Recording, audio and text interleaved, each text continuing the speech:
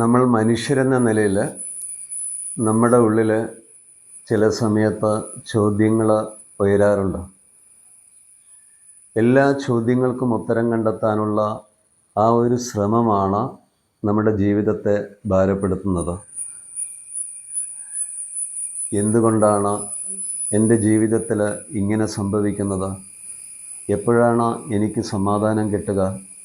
എൻ്റെ ഭാവി എന്തായിരിക്കും? ഏതാണ് ശരി? ചോദ്യങ്ങൾ ഉണ്ടാകരുത് എന്നല്ല പറയുന്നത്. ഈ ചോദ്യങ്ങളെ സൃഷ്ടിക്കുന്ന മനസ്സിനെ കാണുകയാണ് വേണ്ടത്.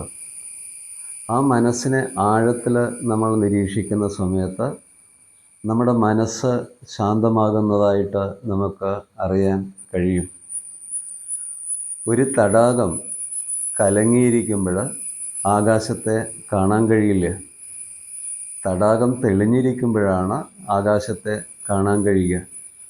അതേപോലെ നമ്മുടെ മനസ്സ് ചോദ്യങ്ങൾ കൊണ്ട് നിറഞ്ഞിരിക്കുമ്പോൾ നമ്മുടെ മനസ്സ് ശാന്തമാവില്ല. സത്യത്തെ അറിയാൻ നമുക്ക് കഴിയില്ല. നമ്മുടെ മനസ്സിന് എല്ലാം വിശദീകരിക്കണമെന്നുണ്ടോ? ജീവിതത്തെ പൂർണ്ണമായിട്ടും മനസ്സിലാക്കണമെന്നുണ്ടോ? നമുക്ക് നിയന്ത്രിക്കാൻ കഴിയാത്തത് നിയന്ത്രിക്കണമെന്നുണ്ടോ? എല്ലാം നമുക്ക് വാക്കുകൾ കൊണ്ട് മനസ്സിലാക്കാൻ കഴിയില്ല. ചിലത് അനുഭവത്തിലൂടെയാണ് നമുക്ക് അറിയാൻ കഴിയുക. അപ്പം അതിനുള്ള സാഹചര്യങ്ങൾ പ്രകൃതി നമുക്ക് മുന്നിൽ നമുക്കായിട്ട് സൃഷ്ടിക്കുകയാണ് ചെയ്യുന്നത്. ഒരു സൂര്യോദയത്തെക്കുറിച്ച് നമുക്ക് പുസ്തകങ്ങൾ വായിക്കാം. ശാസ്ത്രീയമായി വിശദീകരിക്കുന്നത് കേൾക്കാം. പക്ഷെ സൂര്യോദയം നമ്മൾ കാണുമ്പോൾ അതിൻ്റെ ആദ്യത്തെ കിരണങ്ങൾ നമ്മുടെ ദേഹത്ത് പതിയുമ്പോൾ ആ അനുഭവം എന്ന് പറയുന്നത് വാക്കുകൾക്കതീതമാണ്, നിർവചിക്കാൻ ആവാത്തതാണ്. എല്ലാത്തിനും ഉത്തരം അന്വേഷിക്കുന്ന മനസ്സ് അശാന്തമാണ്. എന്നാൽ ആ മനസ്സിനെ കാണുന്നത് മനസ്സ് ശാന്തമാക്കും.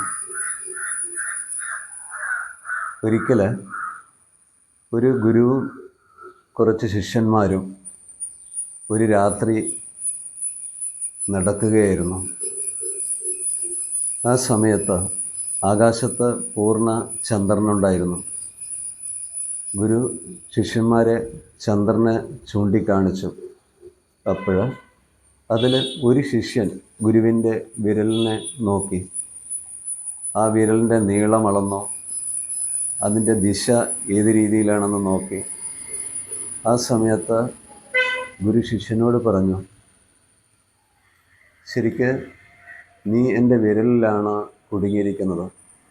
വിരലുകൾ വാക്കുകൾ മാത്രമാണ്. ആ വാക്കുകൾ ഒരു വഴി മാത്രമാണ്. ആ വഴിയിലൂടെ നീ സഞ്ചരിച്ചാലാണോ ഞാൻ ചൂണ്ടിക്കാണിക്കുന്ന ആ വിരൽ കൊണ്ട് നീ ചന്ദ്രനെ കാണണം. അപ്പോഴാണ് നിനക്ക് അനുഭവം ഉണ്ടാവുക. നമ്മൾ കൂടുതലായിട്ട് മറ്റൊരാളുടെ അഭിപ്രായങ്ങൾ, അനുഭവങ്ങളിലൂടെയാണ് കാര്യങ്ങൾ മനസ്സിലാക്കുന്നത്. നമുക്ക് നമ്മുടെ ജീവിതത്തിൽ ഉണ്ടാവുന്ന അനുഭവത്തിലൂടെയാണ് കാര്യങ്ങൾ മനസ്സിലാക്കേണ്ടത്.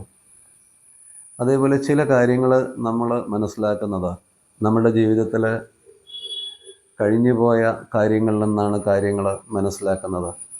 അതിനനുസരിച്ചാണ് നമ്മൾ ചില സമയത്ത് വർത്തമാനകാലത്ത് ഈ നിമിഷത്തിൽ തീരുമാനങ്ങൾ എടുക്കുന്നത്.